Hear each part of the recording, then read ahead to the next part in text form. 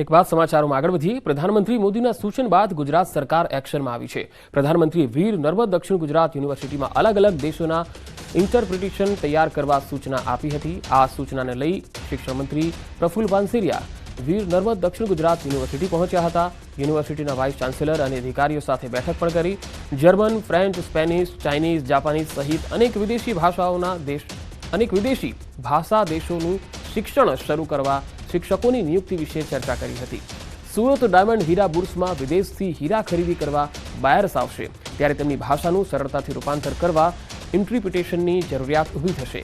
આ જરૂરિયાતને પહોંચી વળવા પ્રધાનમંત્રી મોદીએ સૂચન કર્યું હતું, જેના પગલે આ યુનિવર્સિટીમાં કોર્સ શરૂ કરવાને લઈ પૂરજોશમાં કામગીરી શરૂ કરવામાં આવી।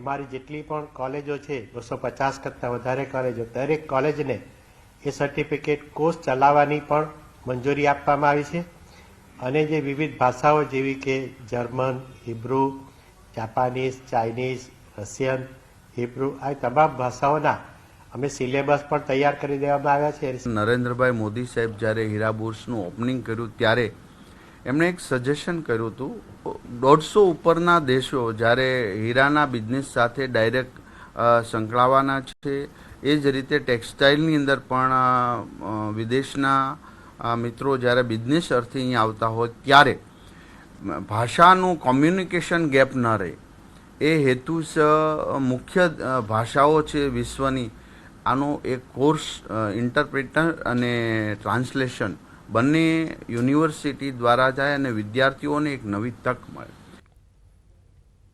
સુરતમાં ડાયમંડ બુર્સની વિઝિટર બુકમાં પીએમનો સંદેશ। પીએમ મોદીએ વિઝિટર બુકમાં લખ્યો હતો સંદેશ। પીએમ મોદીએ લખ્યું, યુવાનોને રોજગારીની તકો ઊભી કરી આકાંક્ષાઓ પૂર્ણ થશે।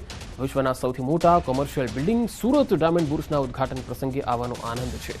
આ બુર્સ દેશ માટે એક ચમકતા હીરા સમાન બાબત છે। સુરત શહેર પહેલેથી જ ડાયમંડ માટે ગ્લોબલ હબ તરીકે જાણીતું છે, પરંતુ હવે સુરત ડાયમંડ બુર્સ સાકાર થતાં જ વિશ્વના નકશામાં સુરતનું નામ સુવર્ણ અક્ષરે લખાશે। ડાયમંડ સાથે જોડાયેલા વિવિધ ક્ષેત્રો અને લોકો એક છત નીચે આવશે।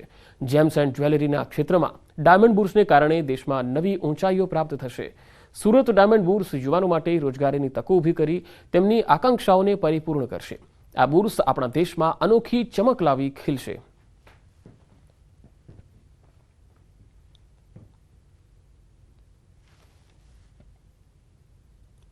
અમદાવાદના શાહીબાગ પોલીસ હેડક્વાર્ટર ખાતે પોલીસ દીક્ષાંત સમારોહ યોજાયો। રાજ્યમાં 5000થી વધુ પોલીસ કર્મીઓની આજે પાસિંગ આઉટ પરેડ યોજાઈ। સમારોહમાં ગૃહ રાજ્યમંત્રી હર્ષ સંઘવી સહિત ઉચ્ચ પોલીસ અધિકારીઓ ઉપસ્થિત રહ્યા।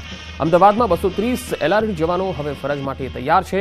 પોલીસ વડા વિકાસ સહાયે આ એલઆરડી જવાનોને ટર્નઆઉટ માટે શુભેચ્છાઓ પાઠવી હતી। પાસ આઉટ થયેલ પોલીસ જવાનોના પરિવારજનો પણ ઉપસ્થિત રહ્યા, જ્યાં મહત્વનું સૂચન કરતા ગૃહ રાજ્યમંત્રી હર્ષ સંઘવીએ કહ્યું કે ગુજરાત પોલીસના જવાનો બોર્ડરની સાથે દરિયાઈ સીમામાં પણ રક્ષક બનીને કામગીરી કરે છે, ત્યારે વતનની માટી સાથે જોડાઈને ભવિષ્ય બનાવજો। ઉપરાંત હર્ષ સંઘવીએ એલઆરડીના ભવિષ્યની ચિંતા કરતા ટકોર કરી કે પોલીસ કર્મીઓ સોશિયલ મીડિયામાં પોલીસ તરીકે ફોટો રોલા મારવાને બદલે યોગ્ય ઉપયોગ કરી ડેટા કેવી રીતે મેળવી શકાય તે માટે વપરાશ કરવા જણાવ્યું। गुजरात पुलिस ने आज सौ युवाओं ने साइबर क्राइम અને ટેકનોલોજીસને વધુમાં વધુ માહિતગાર કરવામાં આવે તેવું બી ખાસ મેં સૂચન કર્યું છે। આવનારા દિવસોમાં આ 5363 લોકો રાજ્યના નાગરિકોની સેવા અને સુરક્ષામાં પોતાનો મહત્વનો ફાળો આપશે। પોલીસ હેડક્વાર્ટરમાં પોલીસ દીક્ષાંત સમારોહના આયોજનમાં ગૃહ રાજ્યમંત્રી હર્ષ સંઘવી ખાસ ઉપસ્થિત રહ્યા। નવા 230 પોલીસ જવાનો હવે નાગરિકોની સેવામાં રહેશે। ડીજીપી પણ અહીંયા ખાસ ઉપસ્થિત રહ્યા।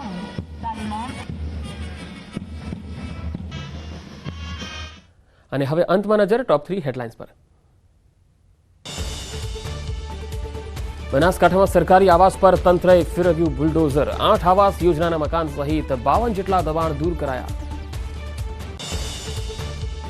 ભાવનગરમાં સિંહોર તંત્રની ઘોર બેદરકારી। વરલ ગામે કચરામાંથી મળ્યા આધાર કાર્ડ, નવા આધાર કાર્ડ સરનામા પર ન પહોંચ્યાની શંકા।